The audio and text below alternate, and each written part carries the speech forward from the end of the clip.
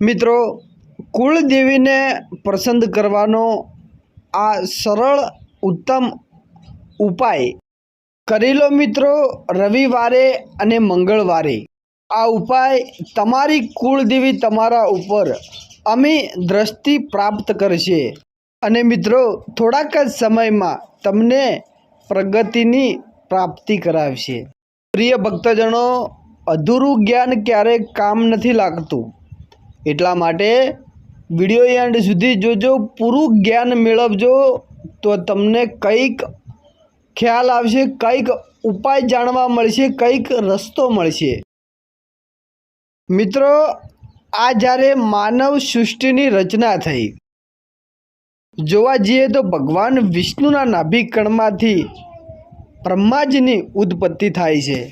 દેવી ભાગવતમાં લખ્યું છે કે જ્યારે બ્રહ્માજીની ઉત્પત્તિ થઈ ત્યારે બ્રહ્માજીને કહેવામાં આવ્યું કે તમે સૃષ્ટિની રચના કરો। દિવ્ય સૃષ્ટિની રચના કરવા માટે મનુ મહારાજને ઉત્પાદન કર્યા। મિત્રો, મનુ મહારાજથી સૃષ્ટિની રચના ના થઈ શકી। મનુ મહારાજે પછી શત્રુપાનને ઉત્પન્ન કર્યા અને પછી આ વંશ ચાલુ થયો। તો શક્તિ વિના સર્જનતા બતાવી નથી વાલા। આપણી ગમે તેવું કાર્ય કરીએ પણ જ્યાં સુધી શક્તિ આપણા ભેળી ના હોય ને, આપણી કુળદેવી આપણા ભેળી ના હોય ને, ત્યાં એ કામ કરેલું આપણને અધૂરું લાગતું હોય છે। તો મિત્રો, શક્તિનો અર્થાત એ બતાવ્યો છે કે જે આપણું ઘર છે અને ઘરમાં જો કે તમારી પત્ની ના હોય, કે તમારા માતા પિતા ના હોય, કે તમારી દીકરી ના હોય, કે તમારી બેન ના હોય, તો ઘરમાં વ્યસ્ત વ્યસ્ત થવા લાગે। કારણ શું? એ શક્તિ સ્વરૂપે છે। સહનશીલતાની મૂર્તિ પણ તેમને કીધા છે। તો મિત્રો, તમારે શું કરીએ તો કુળદેવી પ્રસન્ન થાય? આપણી બીજી જગ્યાએ દોડવા લાગીએ છીએ, ભટકવા લાગીએ છીએ। મારે તો મારી કુળદેવીને પસંદ કરવા છે।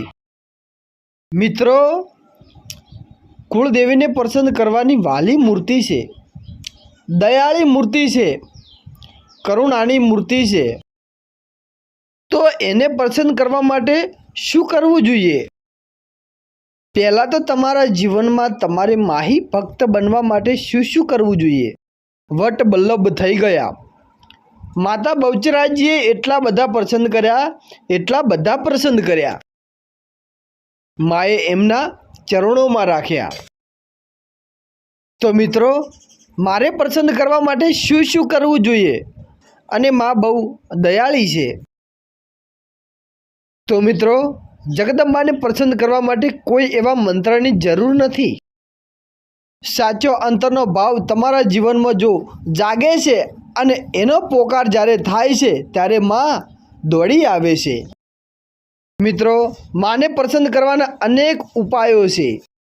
માં જગદંબાને પસંદ કરવાના અનેક ઉપચારો છે। આપણે ક્યાંય કે કોઈ જગ્યાએ ભટકવાનું નથી મિત્રો। આપણે આ ઉપચાર કરી માને, આપણી ભગવતીને, આપણી કુળદેવીને પસંદ કરી શકો છો।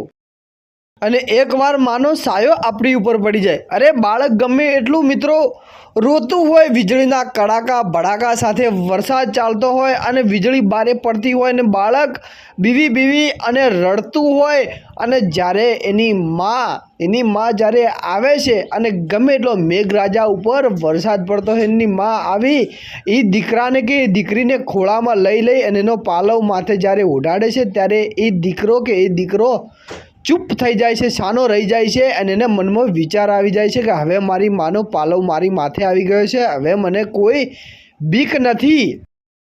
એવી રીતના મિત્રો, જો તમારી પોતાની માને કંઈક તમે બોલો છો, તમારી કુળદેવીને કંઈક પણ તમે બોલો છો, તો મિત્રો જીવનમાં તકલીફ આવવાની। મિત્રો, ગમે તે જગ્યાએ ફરીશું, જળે થળે માં જગદંબાનો જ વાત છે। એટલા માટે કહ્યું છે મિત્રો કે તમારે માતાજીને પસંદ કરવા હોય તો મિત્રો એના માટે કંઈક આપણે કરવું જોઈએ। એની સેવા પૂજા ધ્યાનથી કરવી જોઈએ, અથવા એને પોકાર તમે કરજો। પોકાર કરે માતાજી હાજર થશે।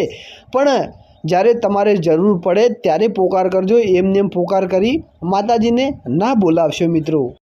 અને મિત્રો તમે સાચા હૃદયના ભાવથી પોકાર માતાજીની ભક્તિ કરતા હશો તો મિત્રો એને કંઈ પુરાવાની જરૂર નથી કે આ પુરાવો લાવો તમે ભક્તિ કરી છે કે નહીં કરી, એને કોઈ પુરાવાની જરૂર નથી મિત્રો। એટલા માટે મિત્રો વિડીયો લંબાવો નથી અને માને પ્રસન્ન કરવા માટે આ ઉપચાર ઘેર બેઠા તમે કરી શકશો। આમ તેમ ભટકવાની કોઈ જરૂર નથી મિત્રો। અમારો વિડીયો તમને ગમ્યો હોય તો લાઈક કરી દેજો અને ચેનલને સબસ્ક્રાઈબર કરી દેજો મિત્રો। જય માતાજી, જય શ્રી કૃષ્ણ, તમને બધાને જય ગુરુ મહારાજ।